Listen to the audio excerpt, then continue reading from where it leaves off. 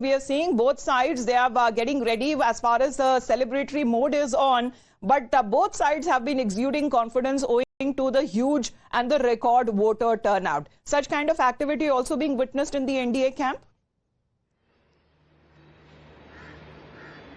Absolutely, Amita. There are the preparations that have been going on in BJP headquarters.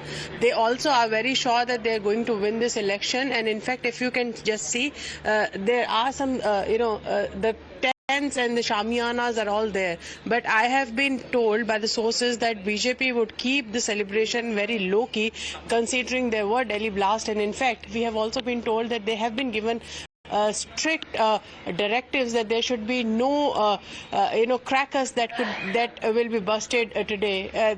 The mood is somber because of the Delhi blast, but yes, it is a huge victory for NDA if they come out victorious, and the NDA believes that they are going to win this election. But very importantly, Amita, Election Commission has also given some directives to everyone. In fact, this is very crucial for the opposition parties, as they have been blaming Election Commission for vote chori and SIR. Election Commission has said that the ROs will be updating round-wise and assembly-wise results on their official portal, and everyone should refer only to that and not believe any of the hearsay, because only the verified information is coming only on the official website of Election Commission. Yes. So one sort of caution that has been given by the Election Commission, especially to those who are accusing Election Commission of being biased towards BJP and also playing in the hands of the BJP. This is also a cautionary measure that has been given from the Election Commission. But as you can see, BJP and NDA, that office at the BJP headquarters, it's going to be buzzing in a short while from now, because multiple of these spokespersons would be joining the live coverage at around 8 a.m. when we are looking at the early trends when they'll start to kick in.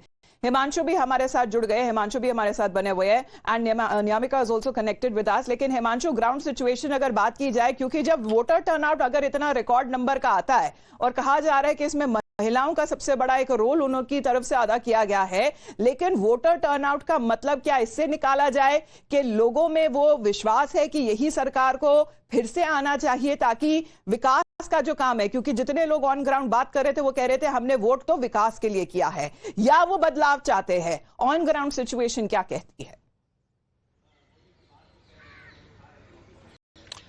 देखिए अमिता, सबसे पहले तो मैं ये बताना चाहूँगा कि हम इस वक्त पटना के भारतीय जनता पार्टी के मुख्यालय में हैं और यहाँ पर फिलहाल तो बहुत ज़्यादा भीड़ नहीं है, लेकिन उम्मीद यही जताई जा रही है कि भारतीय जनता पार्टी और एनडीए पूरी तरीके से आश्वस्त है कि उनकी सरकार बनेगी. दूसरी बात जो आपने पूछी कि जो वोटिंग टर्नआउट बढ़ा है, खासकर सेकेंड फेज में जिस तरीके से वोटिंग टर्नआउट बढ़ा, इंक्रीज हुआ, 70-75 तक पहुंच गया, खासकर सीमांचल के इलाकों में. तो ऐसा नहीं है कि सीमांचल के इलाकों में सिर्फ मुस्लिम वोटर्स ही बहुत ज़्यादा बाहर आकर उन्होंने वोट दिया है, हिंदू वोटर्स भी बाहर निकले थे. लेकिन इसमें जो एक्सपर्ट है वो ये बता रहे हैं कि जो SIR हुआ था उसमें पहले जो वोटिंग परसेंटेज था, जैसा कि यदि 100 वोट में से 50 वोट पड़े थे तो 50% होता था. इस बार क्या है, लगभग जो 25 से 30% वोट बैंक जो बढ़ा है वो उसमें कहीं ना कहीं बोल रहा है कि SIR में जिन लोगों के नाम कट गए थे, तो जो जिनके नाम कट गए थे वोटिंग परसेंटेज लगभग उतना ही रहा है, लेकिन चूंकि बहुत सारे जो फर्जी वोट थे, जो दूसरे स्थानों पर भी वोट डालते थे, यहाँ पर भी वोट डालते थे, वो जब वोट कट गए तो ऑटोमेटिकली ये जो परसेंटेज बढ़ा है, ये एक्सपर्ट बोल रहे हैं कि ये उसका SIR का असर है कि जो रियल वोटर्स थे उनकी संख्या कम हुई. उसी के चलते जो रियल में जो वोट डाले जाते थे वही वोट इस बार भी पड़े हैं और उसी के चलते ये जो वोटिंग परसेंटेज है वो बढ़ा हुआ दिख रहा है.